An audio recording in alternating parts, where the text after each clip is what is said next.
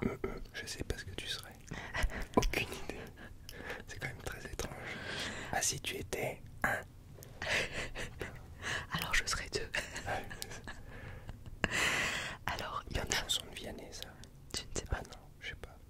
Toi et toi, machin, et plus moi. Mais c'est pas Vianney ça. C'est qui? C'est Grégoire, je crois.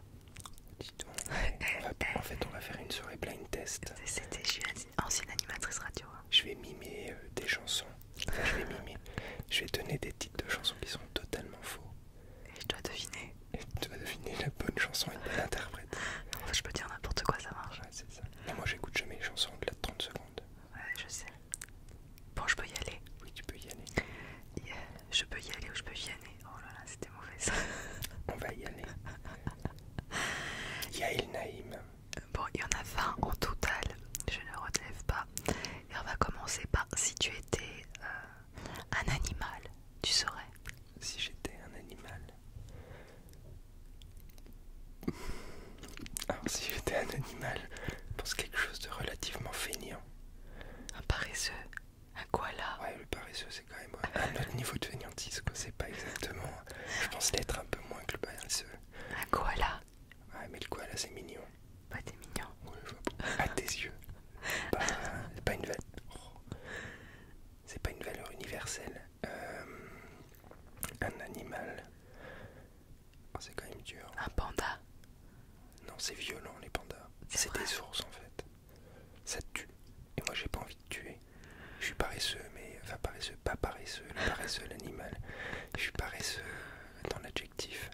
Mais je suis pas violent. Bon alors, qu'est-ce que tu serais? C'est compliqué. Un chat. Alors, à nuancer, parce que le chat n'est pas paresseux du tout. Il Le est chat agressif se aussi des repose. fois. Le chat peut griffer, oui, mais le chat est autonome. Ça me plaît assez. Il dépend de personne, mais il impose aux autres. Il impose à ses maîtres quand même. C'est vrai. Et il a un côté paresseux parce qu'il est capable de se reposer toute la journée, de s'activer le soir, d'avoir des sortes de petits rushs d'activation. Et moi j'aime bien cette idée de petits rushs, mais surtout de rien faire à côté. Donc l'idée me plaît bien, voilà. Un chat. Ok, ça me va. Alors si tu étais un objet, qu'est-ce que tu serais? Si j'étais un objet, j'hésite en fait entre un livre ou un appareil photo. Ton fils a marqué un appareil photo dans Son son fils avait marqué un appareil photo parce qu'il me voit beaucoup plus souvent prendre des photos que lire des livres. J'ai eu une très grosse période où je lisais beaucoup. Et puis on lit quand il est pas là surtout. Ouais, c'est compliqué de lire à côté d'un enfant de 6 ans, quoi. Il n'est pas le truc le plus évident. Non, mais un appareil photo, ça me paraît bien. C'est le truc d'être dans la contemplation, hors de l'action et en même temps y participer en partie. Je trouve, j'aime bien le concept d'immortaliser des souvenirs, de garder des traces, de pas te laisser parler. Parce que je vois que tu fais des petits mouvements pour revenir vers le micro. Et ça va finir, ça va être une vidéo du dimanche, ça va être la mienne, quoi. Et pourquoi elle sera le dimanche? Peut-être qu'elle sera le mardi, C'est peut-être qu'elle sera le C'est moi vendredi. qui vais faire le montage et je vais flouter Maman Écureuil. Non, c'est moi qui fais le montage. Et si tu étais une saison, qu'est-ce que tu serais? L'automne. Je savais. Et là, j'hésite pas une seconde. L'automne, c'est la meilleure des saisons. Ah, je l'aime pas, c'est celle que j'aime le moins. Oui, je sais. Je suis désolé. Alors après, je pense qu'il y a une sorte de règle un peu d'attachement à la saison de naissance. Ah oui. Et moi, je suis né en automne. Et en fait, je sais pas. Après, c'est aussi, je suis né dans une région où l'automne, c'était pas la pire des saisons. Ici, à Nice, faut avouer que l'automne, c'est pas la meilleure des saisons. Il pleut beaucoup ici. Ici, il pleut beaucoup. Là où j'ai grandi, en fait, c'était une sorte de printemps un peu. C'était vraiment le miroir du printemps, donc pas énormément de pluie. Mais du brouillard aussi où Ouais. t'habites. Et oui, mais du brouillard, il y en avait surtout au printemps en fait. Enfin, il y en a à l'automne, mais surtout au printemps. Et en fait, surtout, ce que j'aimais beaucoup dans l'automne, c'est que ça annonçait l'hiver avec la neige. D'accord. J'aime pas spécialement avoir trop chaud. Et l'automne, en fait, ça permet ça. Le début de l'automne, du moins, ça permet ça. Ça permet de pas avoir trop chaud.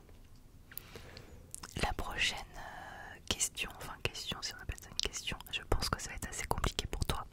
Si tu étais un livre, qu'est-ce que tu Un serais? livre. Alors, il y en a plusieurs. Et je vais essayer de procéder par élimination. destination. Et dans un premier temps, et tenez-vous bien, parce qu'il y aura sûrement des lectures chuchotées sur tous les livres que je vais dire.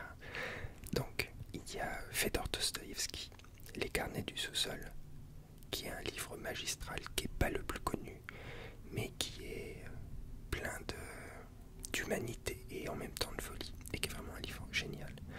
Ensuite, il y a Voyage au bout de la nuit de Louis-Ferdinand Céline, qui est pareil, qui a été une révolution stylistique dans l'écriture et qui est vraiment magnifique de bout en bout, d'humanité mais aussi de violence malgré tout, mais pas au sens où on l'entend. Enfin, ça parle de la guerre, quoi, et de l'après-guerre. Ensuite, Ulysse de James Joyce. Pourquoi tu tapes sur la Je fais table? du tapping. Ah ouais. Parce que j'étais en train de réfléchir, je tapote quand je réfléchis. Ulysse de James Joyce, qui est également un monument, qui est... C'est un gros livre aussi. C'est un très gros livre, qui est... Combien de pages? Il est 1200, enfin dans l'édition que j'ai. Mais c'est Pourquoi il y a considéré... plusieurs éditions? Oui, parce que là c'est l'édition poche, quoi. Je pense que l'édition chez Gallimard dans la blanche, enfin les vraies éditions, pas originales, mais les éditions prestige entre guillemets ont les pages plus grandes, donc peut-être un petit peu moins de pages. Enfin bon. Et donc ce livre est vraiment exceptionnel. J'en reviendrai en détail dans une vidéo chuchotement.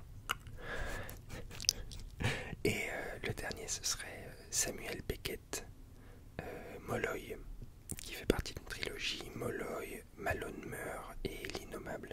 Et je vais dire ça, Molloy de Samuel Beckett, parce que il a inventé son langage, son écriture, et il n'y a rien qui ressemble à Samuel Beckett. C'est exceptionnel. On le connaît beaucoup pour ses pièces de théâtre, En attendant Godot, ou La Les bonne Beaux-Draps. pas sur le... Pardon. D'accord. Et voilà, mais c'est un livre magnifique. Donc Molloy de Samuel Beckett. Si tu étais une couleur, qu'est-ce que tu serais?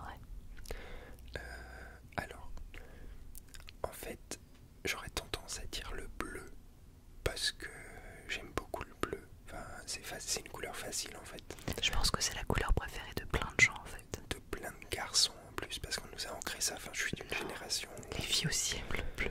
Ouais, non, C'est très sexiste ce que tu viens de dire. non, c'est pas dans ce sens-là, c'est dans le sens où je viens d'une génération où on nous a inculqué plus ou moins fortement que le bleu était pour les garçons et le rose pour les filles. Enfin, je veux dire, dans les années Alors 80, moi j'aime pas trop le rose et j'adore le bleu. Oui, je sais bien. Parce que le bleu pour moi c'est la mer, ça fait partie aussi de la nature. Ben, en fait, le bleu, je me demande si je l'apprécie parce que c'était quelque chose de normal et parce que c'est le plus facile en fait. C'est la couleur qui a, je trouve, des déclinaisons magnifiques. Il y a du rose, du bleu, Turquoise, tous les ciel, tons, du bleu marine, du bleu nuit. roi, Il y a vraiment plein de choses. le Donc, azur. je vais dire le bleu. Alors peut-être que la prochaine question peut être difficile. Si tu étais une plante ou une fleur. Une plante ou une fleur. Ah, Je suis très peu plante et très peu je fleur. sais, et c'est pour ça, parce qu'en fait, dans le portrait chinois qu'a fait notre fils pour la fête des pères, ce qui était très drôle, c'est que à cette question, il t'avait mis un cactus et Je ça m'a pense fait qu'un cactus, tellement en fait. rire, mourir de rire. Un cactus, potentiellement, c'est ce qui me conviendrait le mieux. Ça demande peut-être moins d'entretien qu'une plante, fraîche, entre guillemets. Enfin, le cactus, je veux dire, c'est fait pour pousser dans des habitats relativement peu accueillants, quoi. Donc, ça peut garder en son sein, dans ses feuilles, enfin son tronc, ses feuilles, de l'eau. Donc, il y a assez peu besoin d'entretien. Je pense que le cactus, et puis ça pique, quoi. J'aime bien l'idée de piquer. Mon côté chat. C'est chasse que j'allais dire avec les griffes. Et si tu étais un pays, lequel tu serais? Un pays. Ouais. La France. La France me va très bien. C'est un pays magnifique. Il y a de magnifiques paysages, des littoraux qui sont variés en fait. Que ce soit le nord de la France, la Bretagne, la côte atlantique, la côte d'Azur où on habite. Il n'y a rien qui se ressemble. Les montagnes également. Enfin, entre les Alpes, le Jura, les Vosges, le Massif central, les Pyrénées. Enfin, c'est vraiment C'est riche. très varié. Oui, en fait, on a une diversité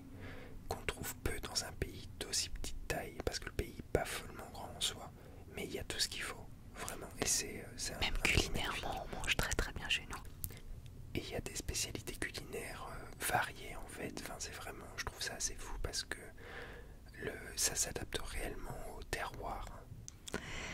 Et d'ailleurs, c'est assez drôle parce que tu n'aimes pas du tout les légumes du soleil. Pas du tout. Et on habite dans le sud de la France. Et forcément, ici, il y a beaucoup de spécialités à base de légumes du soleil. Moi j'ai grandi dans un endroit où il y avait des pommes de terre, des poireaux et assez peu d'autres choses en fait. Donc c'était pas... Et puis c'est pas dans mes goûts, mon père n'en mange pas non plus. Ma mère en mange beaucoup, mais voilà. C'est difficile. Alors, si tu étais... Question difficile. Un film. Si j'étais un film... Approche-toi. Si j'étais un film... Alors il y a un film qui m'a vraiment marqué parce que c'est plein d'humanisme. C'est Chasing Amy de Kevin Smith. Mais je l'ai pas vu avec toi. Non, mais c'est antérieur à notre rencontre, vraiment. C'était quoi? J'ai dû le voir en 2001, je crois. C'était quoi? En fait, c'est... L'histoire, je sais pas si ça se raconte. En fait, Kevin Smith, c'est celui qui a fait Dogma, qui est quand même relativement connu. Mais on l'a en DVD, non?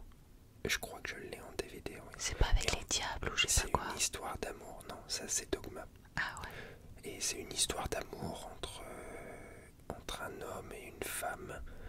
Et enfin voilà, il y a pas mal de trucs. C'est une comédie romantique et c'est vraiment très beau. C'est un truc un peu de geek pour le coup parce que ça se passe dans le milieu de la bande dessinée, du comics, dans les milieux militants afro-américains et LGBT. Sauf que c'était il y a 20 ans. Et ouais, c'est vraiment super beau. Je pensais que t'allais citer, excuse-moi, j'ai plus le nom en tête, le film qui se passe dans un hôtel. Ah non, oui, Lost in Translation. Ouais, je pensais que t'allais dire ça. Alors Lost in Translation, pareil, j'aurais pu, j'y ai pas pensé, mais c'est un film que je trouve génial. Mais en fait, Chasing Amy, ça m'a marqué à cette époque-là. Parce qu'il y a une résonance avec ces personnages qui sont un peu originaux. Dedans, il y a Ben Affleck. Bah déjà dans Dogma, non? Dans Dogma, mais Dogma c'est après. D'accord. En fait, Kevin Smith, ça fait Clerks, ça se passe dans une supérette. Et après, il a fait Mallrats, ça c'est deux copains qui sont dans un centre commercial. Enfin, il y a toute une histoire autour. Après, il a fait Chasing Amy, cette histoire d'amour. Et après, il a fait Dogma. Voilà. Donc voilà, c'est un film qui est fabuleux. Parce que je sais que quand je t'ai rencontré, il y a ton ventre qui fait du bruit. Mon ventre gargouille. Tu m'avais dit que un des films que tu préférais et que tu avais d'ailleurs en DVD, c'était Lost in Translation. Oui, Lost in Translation est magnifique. Et petite anecdote, je sais plus quand il est sorti, ça doit être Il y a un paquet de temps. 2003, 2004, un truc comme ça. Parce que je passais Noël avec mes parents. Je l'ai loué, j'ai plus à l'époque sur Canal Plus ou un truc comme ça. Donc j'ai mis le film, je l'ai trouvé fou du début à la fin. Et mes parents se sont endormis au bout de 3 minutes. Au bout de 3 minutes, mes parents se sont endormis. Alors que le film, on a dû le regarder à 21h30. Hein. Mais il est magnifique ce film. Il est... Bill Murray est magnifique. Scarlett Johansson dedans aussi. Sofia Coppola, elle a réalisé ça magnifiquement. Enfin, c'est vraiment un film génial. Et d'ailleurs, quand tu m'avais dit ça, quand je t'avais rencontré, je me suis dit, ah, c'est un homme qui aime Sofia Coppola, c'est un peu bizarre. Ça m'a fait toucher. Alors, si tu étais un super pouvoir, qu'est-ce que tu serais? Un super pouvoir. Ouais. Ça va être bateau, mais j'aimerais voler. Dans les magasins, tout ça. Pas du tout. Comme un oiseau. Voler comme un oiseau. Mais c'est un truc, enfin je sais pas, ça doit être une sensation qui doit être exceptionnelle. De voler réellement, enfin d'un seul coup, de se dire allez, vite, on y va. Ouais. On monte. Mais de voir le sol, on l'a tous vu. Si on a pris l'avion, qu'on est monté en haut d'un immeuble, on a vu le sol. Mais voler, sentir le vent, et pourtant au-delà et de voir ça, en dessous toi, parce que quand tu prends l'avion, tu ne pourras pas sous toi non plus. Mais au-delà de ça, faire par exemple, du parachute ou des trucs comme ça me tente beaucoup moins. Moi je veux juste voler, je veux pas juste sentir mon corps en l'air. Je veux voler, battre des ailes. Mais bon, comme j'ai déjà dit chat, maintenant c'est fini. J'aurais dû dire oiseau. Quelque chose, un truc qui corresponde, parce que là je m'embrouille. Si tu étais un plat, qu'est-ce que tu serais? Un plat? Ouais. Quand je dis plat, je te dis pas une assiette, hein, je te parle de ce qu'il y a dans l'assiette.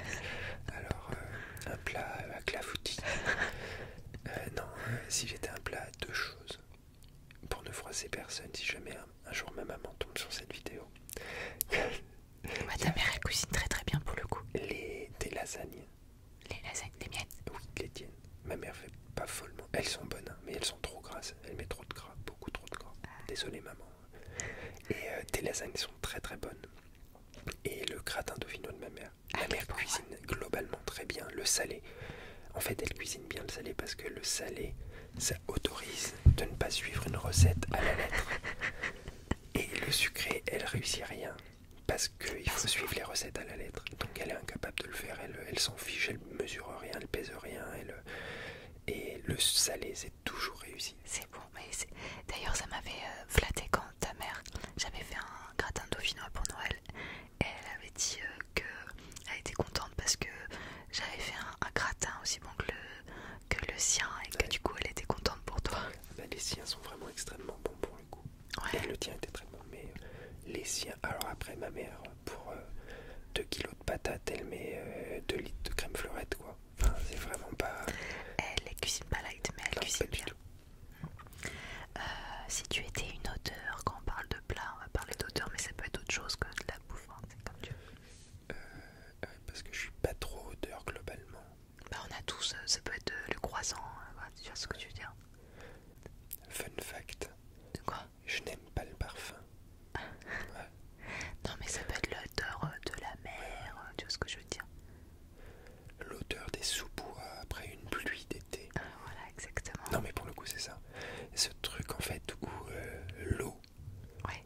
les gouttes d'eau vont percuter les feuilles au sol, exhaler des parfums fous. Senteur, Et en fait ça sent le sous-bois, il y a ce vrai truc où d'un seul coup ça sent fort, ça te tape dans la mousse, l'eau fait tout remonter, et en fait t'as l'impression qu'il y a une sorte d'odeur qui flotte dans l'air. Et ça c'est vraiment une bonne odeur, j'aime bien. notre fils il aurait dit parfum garage, c'est très très Il bien. aime beaucoup les garages ou les caves humides. Et alors c'est marrant parce que c'est vraiment... Ça sent pas très bon globalement, quoi. Alors il aime pas les garages où il y a de l'urine, ouais, ce que je veux dire. Mais le Il aime garage... pas quand ça sent le pipi, quoi. Mais le garage de chez nous, voilà, il a... Oui. Alors il n'y a pas d'odeur particulière hormis ça sent un petit peu les gaz d'échappement, quoi. Bah ouais, mais ou l'humidité comme tu dis. L'humidité un petit peu. Bah les caves, il aime bien l'odeur de la cave. Oh, il rentre dedans. Oh. C'est très étrange, c'est la première personne que je rencontre. J'ai jamais vu personne aimer les odeurs de... Ouais, c'est ça, ton ventre fait sacrément du bruit. Ouais, bah, j'ai mangé, quoi. Je suis en pleine digestion. T'as mangé bonne quiche Lorraine. Une bonne quiche Lorraine, effectivement. Alors si tu étais une série... Une série. Breaking Bad.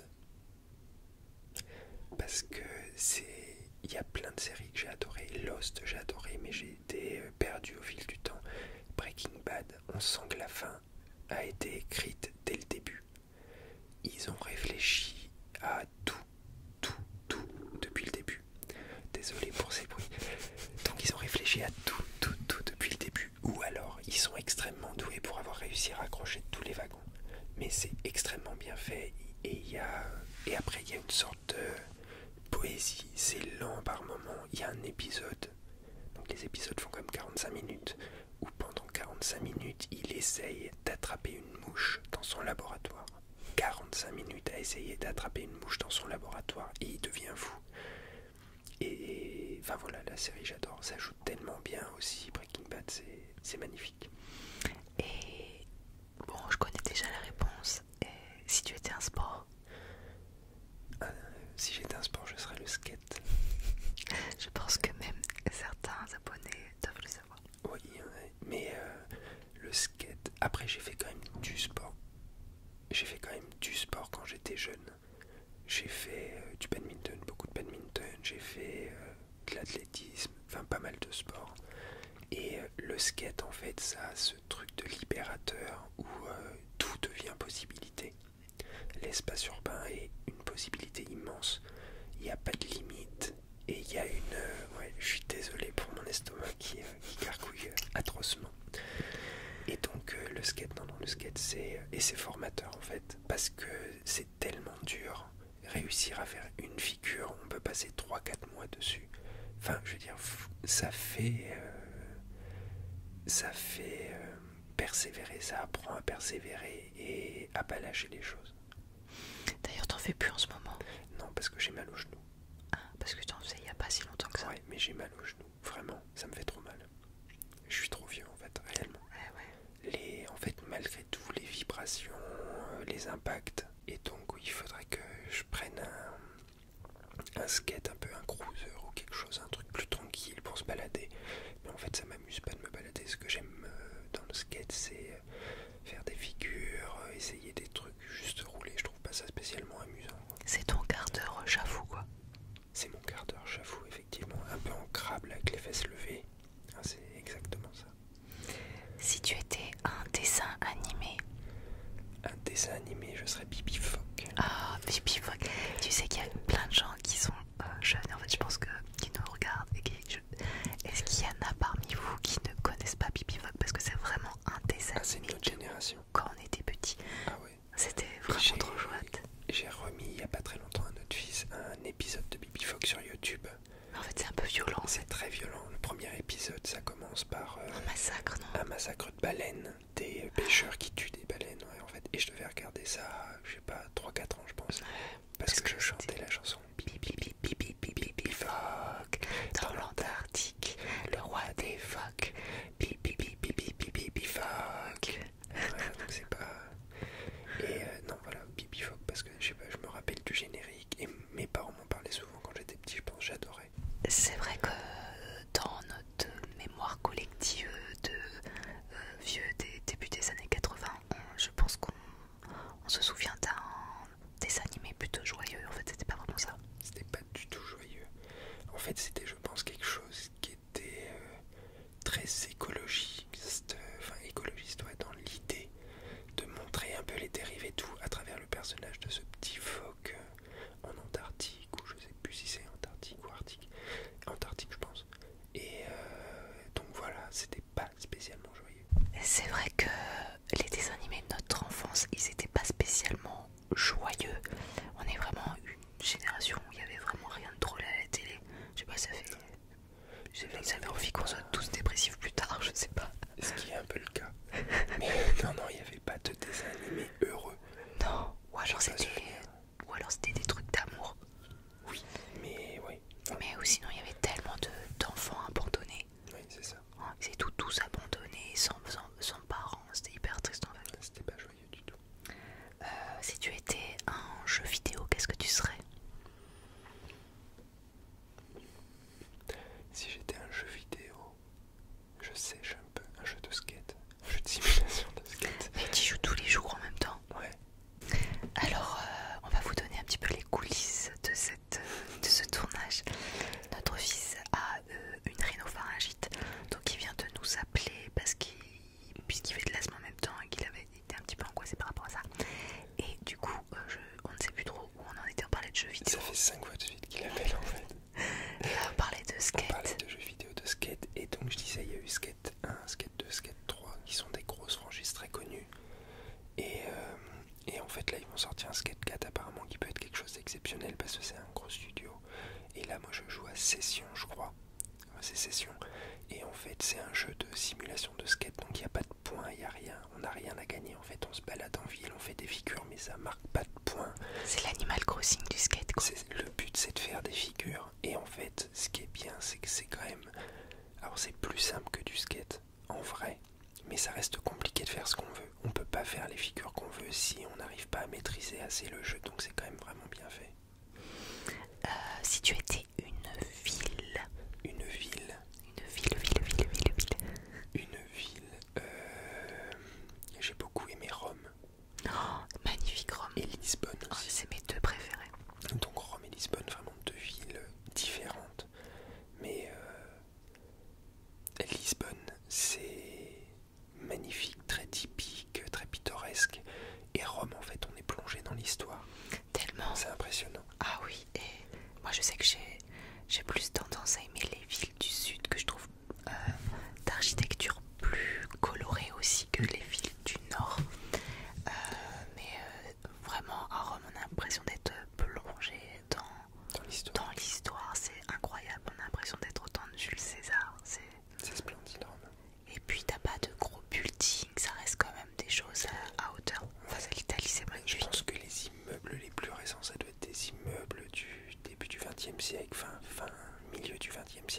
60, les années 50 et tout.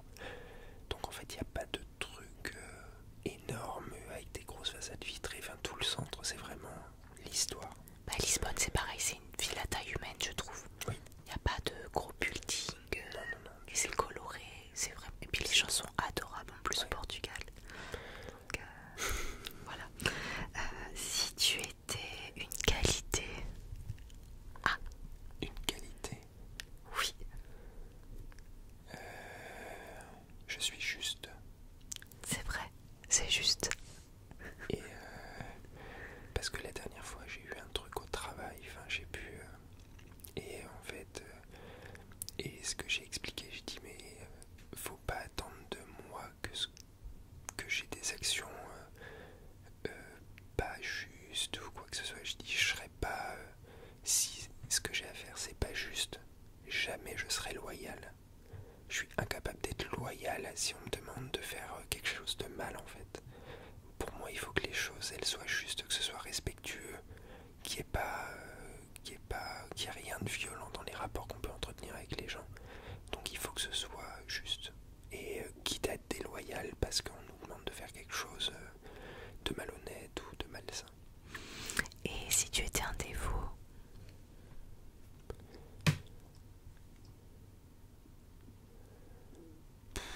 Un seul.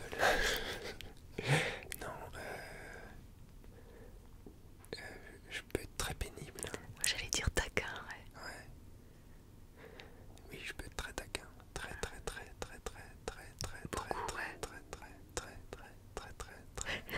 taquin. C'est vrai. Et ouais, soit les gens comprennent pas. Et tu continues, Et tu lâches pas que l'affaire. je suis méchant alors que je suis pas méchant. Enfin, je suis gentil, tu vois. J'ai pas jamais dans l'intention de blesser des gens. Non mais tu lâches pas l'affaire. Non. Mais parce que je sais pas, je trouve ça marrant en fait. Mais oui, je suis très taquin, très sarcastique. Ah, je pense que ça, le sarcasme, Et des fois ça plaît pas, ouais. Bah ouais. Mais ça plaît pas parce que, alors le sarcasme, c'est un truc quand même un peu entre guillemets. Tu le fais pas à tout le monde. Non, je fais pas tout le monde, je choisis. Pas Tu non plus comprends. me faire casser la figure. Non mais quand tu vois que la personne est en face de toi, elle va pas dans ton sens, ou que c'est vrai, qu'elle a pas compris quelque chose que t'as voulu dire, tu continues dans un sarcasme. Oui, bah je sais pas. Mais après c'est un défaut parce que c'est pas toujours, ça m'a pas toujours mis dans de très bonnes situations non plus. Il y en a que ça énerve au point de vouloir se battre, quoi. C'est peut-être pas. Bon, après, moi je me bats pas déjà. Ça simplifie vite. Mais ça sert à rien. Bah non, ça sert à rien. La violence, ça sert à rien. Si tu étais un souvenir joyeux, en tout cas ton ventre nous a accompagnés toute cette vidéo. Mon ventre aurait été plus bruyant que les voisins ce soir, ce qui je Écoute, trouve assez c'est exceptionnel. assez rare, ouais. Et donc un souvenir joyeux. Alors il y en a plusieurs. Il y a la naissance de notre fils qui est quand même un très beau souvenir. Mais il y a notre voyage de noces aux Seychelles. Magnifique. Parce que c'était 12 jours de souvenirs joyeux en fait. Il n'y a rien eu de réellement négatif, je pense. Il y a eu un petit peu de pluie à un moment. Et même quand il y avait de la pluie, je veux dire, c'était pas triste quoi. Et non, c'était exceptionnel comme vacances, comme voyage, comme découverte. C'était régalé. On était partis aux Seychelles pour info et franchement c'était Préservé, c'est d'une beauté folle. Les gens sont extrêmement gentils. toutes les plages étaient, enfin c'était incroyable, on a l'impression qu'il n'y avait pas de touristes, on était seuls à chaque fois quoi. Très calme, parfait, c'est relativement préservé. Ils ont un quota de personnes en fait, de touristes chaque année qui n'ont pas le droit de dépasser, justement pour pas abîmer l'archipel. Et du coup, ce qui fait que c'est très préservé. Oui. Alors d'habitude c'est les oies. Il faut que je fasse pas mal de montage ce soir, ce sera parce que notre fils est malade. Bref, on a été encore un Et peu je coupé. pense qu'il est un peu, Hypochondriaque. voire pénible, par rapport à la maladie. Il est en train de faire une fixation, c'est fou. Voilà, bon, on peut partir sur les prochaines questions. Oui, on va arrêter avec les Seychelles. Si tu étais... Il n'y a plus que deux. Hein. Si j'étais Un rêve. un rêve. Alors là, t'es mal parti. Parce que je ne rêve pas. Mais pas un rêve dans ta nuit. Un rêve dans la vie. Ne rien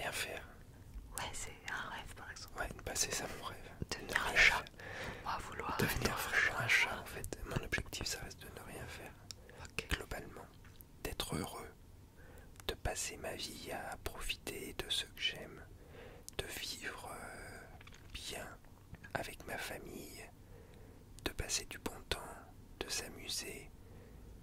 Et puis voilà, ça devrait être ça la vie en fait. Ça devrait pas être se prendre la tête ou s'aliéner au travail. Ça devrait pas être ça, ça devrait être juste du plaisir. Alors après je comprends qu'il y a des contraintes, hein. On n'en est plus non plus à chasser le mammouth et cueillir des baies. On serait déjà mort. On serait déjà mort. Vu ta santé, ça aurait pas duré longtemps, c'est sûr. Donc voilà. Ok, et donc on arrive au tout dernier point. Si tu étais une devise. Une devise. Ne rien faire.